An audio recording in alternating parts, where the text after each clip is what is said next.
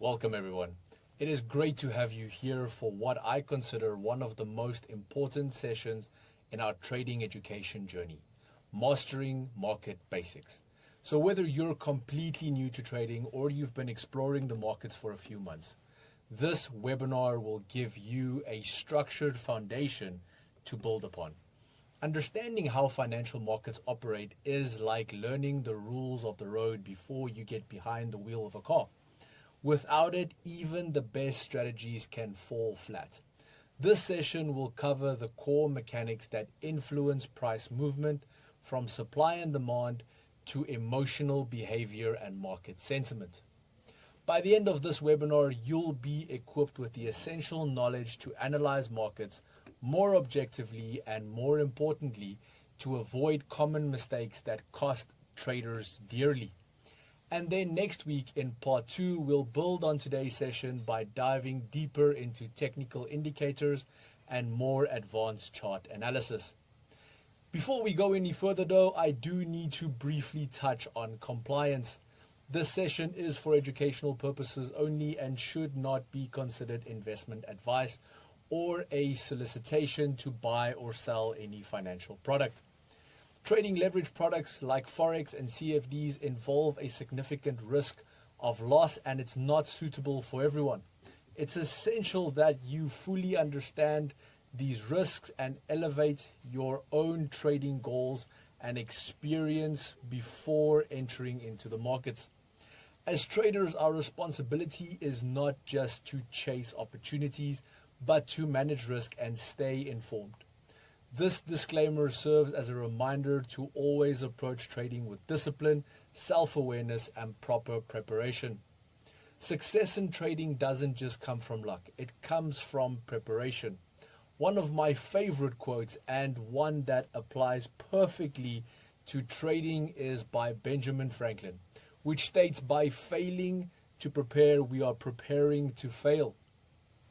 Every successful trader, from a retail to an institutional trader, knows the value of preparation.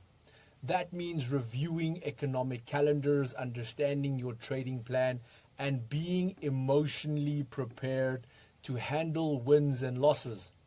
Even professional fund managers spend the majority of their time preparing, not trading.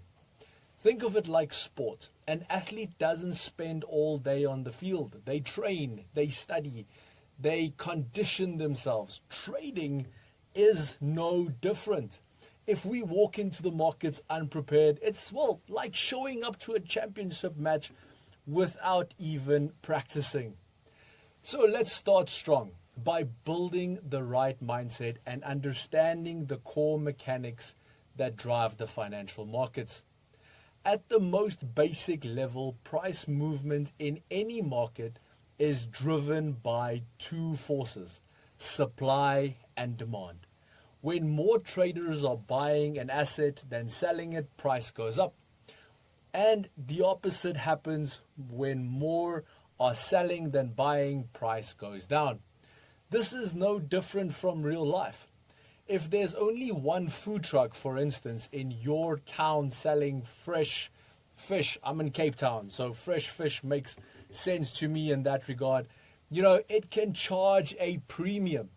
But if suddenly 5 other trucks show up selling the same, they'll have to drop their prices to keep up with that competition to stay attractive to their clients. In trading, supply and demand can shift quickly based on news, sentiment, or technical levels. As a trader, it's our job to read these imbalances and try to position ourselves where supply is drying up and demand is coming in, or vice versa. Understanding the basics economic principles help you view the markets through a more, objective lens. You're no longer reacting to noise. You are now observing behavior and adapting strategically. So let's take a look at a real world example. If we have a look at gold, for instance, between 2008 and 2012, we'll see that, during this period, demand for gold surged. Investors were looking for a safe haven following the global crisis, and with limited sellers in the market, price just, well, kept rising. However, eventually, though, the rally became overextended, overbought. When prices reached extreme highs, they began to attract more sellers. Profit taking began and the market, well, rebalanced. What followed was a very, very sharp reversal, as you can see on your screen at the moment. This is supply and demand in action. When you see prices rise too quickly without strong support from fundamentals or technicals, it often signals a potential shift. The same applies in reverse. When prices fall too far, buyers eventually sweep in. Traders, up until this point, we have covered quite a mouthful. So if you have any questions that you would like to ask, please drop it for us into the comment section. My expert team is standing by to assist, and they are moderating the comments at the moment so that they are there to answer each and every one of the questions that you might have. So let's continue. As traders, our job is to recognize these burning points early enough so that we can profit from it. You don't need to predict the exact top or the exact bottom. By identifying when momentum is changing, this can help you enter with better timing and exit with more confidence. So while market prices may seem to move logically, the reality is that, well, human emotions are deeply embedded in every chart you see. Every buy and sell decision, whether by a retail trader or institutional player, is influenced by some degree of emotion, whether we like to admit it or not. Fear and greed are two of the most dominant forces. Greed pushes people to buy after extremely large rallies, often too late. We have seen this multiple times in the recent past with Bitcoin. No one buys Bitcoin at $50,000, but everyone buys Bitcoin at $100,000. So, and then when it drops a little, fear causes panic selling during downturns, often near bottoms, because now I just want to save the little bit of money that I have left and I want to get out the market, and then sentiment will turn once again. So, and this is how we can see the majority of market participants feel often, and sentiment can turn quickly. Let me give you a little bit more of a visual example. Imagine a rumor starts. We've all played broken telephone when we were kids. And you normally know that when a certain rumor starts, or when we share it with the first person, by the time it gets to the last person, it's not as great anymore. And I've always said this specific statement that is going to follow now and no offense to mom and dads right now, but normally when your mom and dad or, your gardener tells you about a good investment opportunity, that's the time to get out. That's the time to sell everything you have and move on, because by that time, the rumor is so watered down that it's not valid anymore. And this is where you will see that, successful traders learn to observe sentiment, but not to be consumed by it. They understand that when everyone is bullish, it is time to be cautious. And when fear dominates, it may be time to look for value. We heard this, and again, one of my favorite sayings by Rockefeller, when he actually stated, when there is blood in the streets, this is when we buy. And that is so true. When fear grips the market, that's when you start buying stocks and assets for a bargain. So always think of it as the red dot sale. It's when things are discounted, but when a price reaches all-time highs, that's when you will see that specific asset in the news. The stock market just hit all-time highs. Crypto just hit all-time highs. That, traders, is not the time to buy. That is the time to sell and be a little bit more cautious with your investments that you are making. So there are two primary ways traders analyze the markets. First one is fundamentals. Second one is technical analysis. Each has their strengths, and many professional traders use, a combination of both. I'm one of them. I don't believe there is a thing like a technical trader or a fundamental trader or a sentimental trader. I just believe we have traders, and we have various tools to our disposal to analyze markets and make sure that we are making the correct assessment of the markets. And here we can have a look a little bit in deeper. Fundamental analysis, looks at the broader picture, economic indicators like GDP, inflation, employment figures, and central bank policies. It uses all of these to assess the intrinsic value of an asset or a currency over a longer period of time. Institutional traders, portfolio managers, and long-term investors often rely heavily on these type of fundamentals. And you will normally see when these get released, markets react quite intensively. Technical analysis, on the other hand, focuses purely on price behavior. It assumes that all known information is already reflected in the price through chart patterns, indicators, trend lines, and the list goes on from there. And traders aim to anticipate short or medium-term movements based on this analysis. To put it simply, fundamentals tell you why the market should move.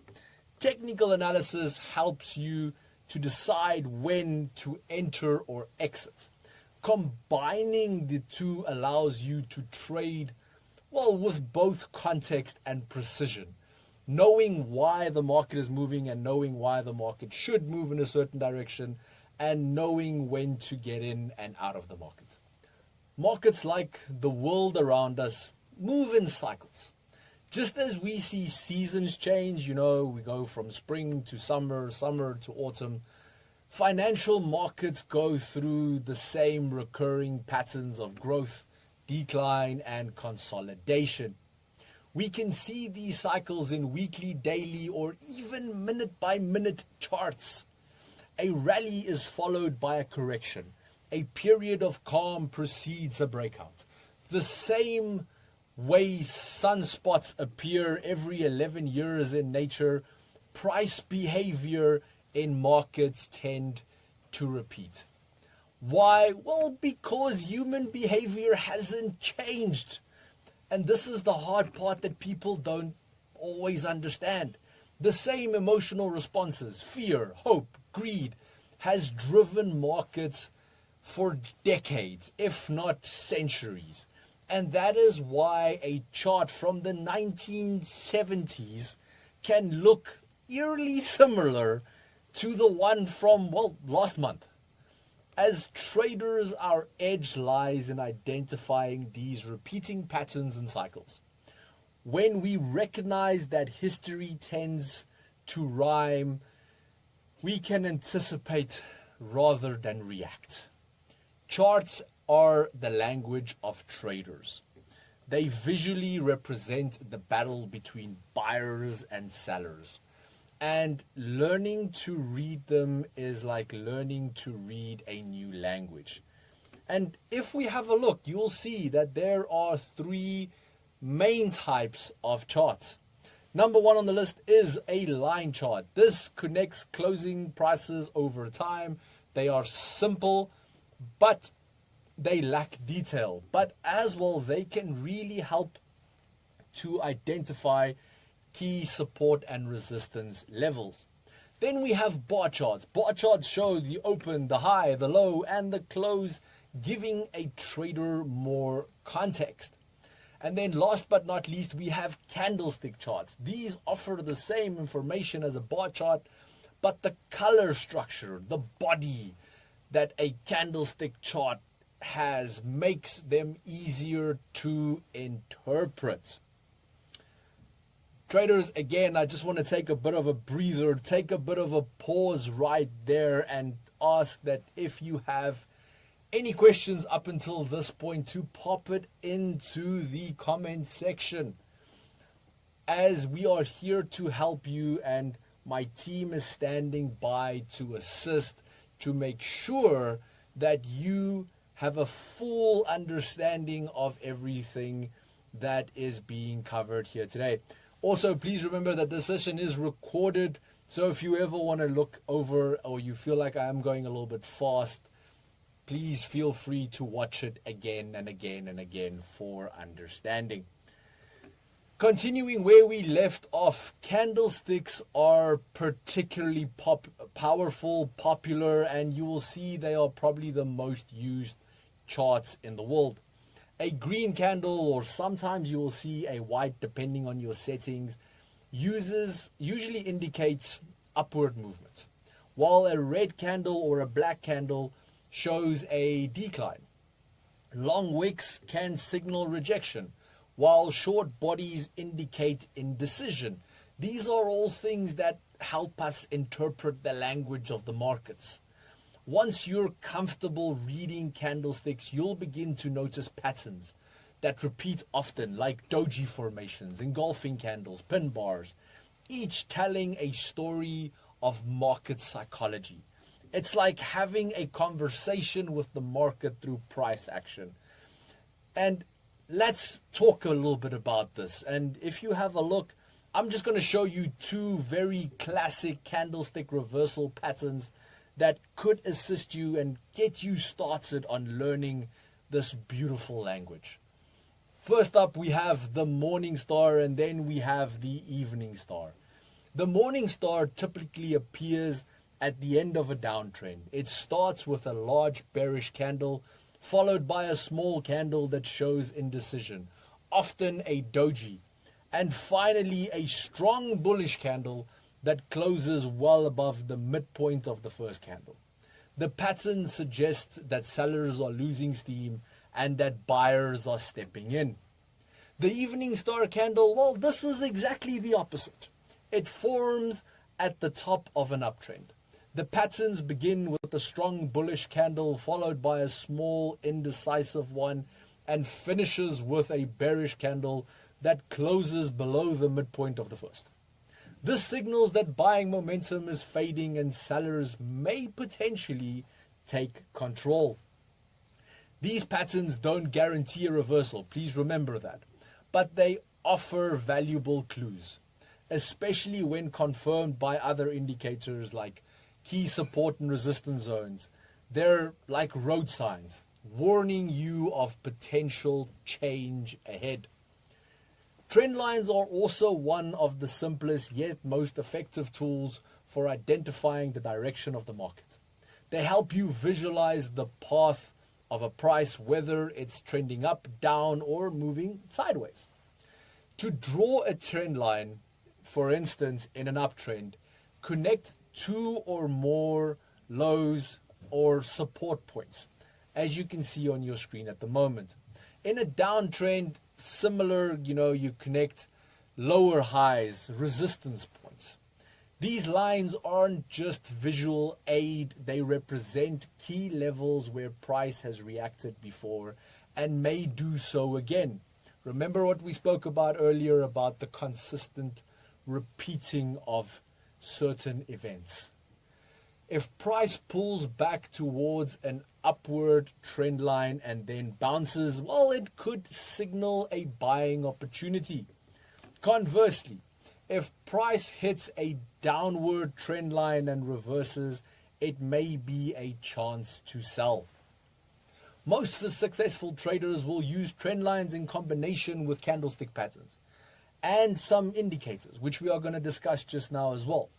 Think of it as building confluence, a term used by traders to describe multiple factors aligning to strengthen a potential setup. Markets don't always just trend. In fact, they often spend more time moving sideways, also known as a consolidation or ranging market, than they do trending. In a range-bound market, supply and demand are relatively balanced. Price moves between horizontal support and resistance levels, forming a clear upper and lower boundary. This represents a short-term trading opportunity. Buy when price is nearing the bottom of the range, so near the support, and sell when price approaches the top of the range, so close to the resistance. However, ranges don't last forever, and again I have to emphasize this. Eventually a breakout will occur, either upward or downward. That's why it's important to watch for decreasing volatility or tightening price action near one side of the range, which may signal a breakout is coming. Sideways markets may require patience. Avoid chasing trades in the middle of a range. Wait for that price to come to your level, either the top or the bottom. Discipline and planning, again, here is critical. Remember what I said in the beginning. Failing to plan is planning to fail. Some indicators, and probably the most used indicator on this planet, is moving averages. Moving averages, I can almost say, is like the heartbeat of the market. They help smooth out price action and filter out the noise, making it easier to identify the trend. The two most commonly used, most probably, is the 50 moving average, often used to identify short-term trends, as well as the 200 moving average, which is used for long-term trends and macro sentiment. When the 50 moving average crosses above the 200 moving average, it's called a golden cross, a bullish signal, if you may. When it crosses below, it's known as a death cross. I know it's a little extreme, but this is a bearish signal because, well, in essence, in traditional standards, when markets are moving down, this is normally, well, death to your investment. But trading CFDs will allow you to short the market, which, well, keeps you in the green even when markets are going in the opposite direction. For intraday traders, you can adjust the moving average period to suit your time frame. Some of my favorites to use are such as the 9 moving average and the 21 moving average, and especially on lower time frames like the 15-minute chart. And the reason why I also like the 9 and the 21 moving average is because they align with Fibonacci numbers, and I'll do an entire video on that at a later stage. But again, going back to these lower EMAs, this is the key, is to test and see which combination offers you the clearest signal. So it might not be the 9 and 21 for you, based on your preferred asset class and then your preferred instruments that you like to trade. There might be different combinations that best suit your trading.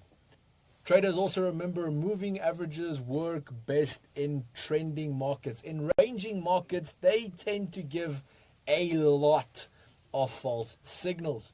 So use them in combination with other tools for better accuracy. One of these tools is the Bollinger Bands, which is a powerful volatility-based indicator that helps traders identify potential price extremes or consolidations and trend continuation. So here's how they work. The middle line is also a moving average, which is usually a 20-period moving average, but you can change your settings. The upper and lower bands are standard deviations above and below that, well, average based on recent volatility. When price moves towards the upper band, it may signal that the asset is becoming overbought. When it touches or dips below the lower band, it may say that, well, it's oversold. That said, don't interpret these signals in isolation. Combine them with other tools for confirmation. Remember what we spoke earlier about confluence. One key feature of Bollinger Bands is the means of reversion, which is the tendency for price to return to the moving average. So when price hits the upper band and stalls, you might expect it to retrace towards the middle. Also watch for Bollinger Band squeezes when the bands contract tightly, which is also known as a Bollinger Band squeeze. This often precedes a breakout. Once the price breaks out of this tight range, the move can be extremely powerful. Think of the Bollinger Band as both a map and a warning system. They show when where the price has stretched too far, but they also show when volatility is about to expand. So let's recap what we've covered in this session. And again, before we end off the session, if you have any questions, pop it for us into the comment section and we will be happy to assist and help you further from there.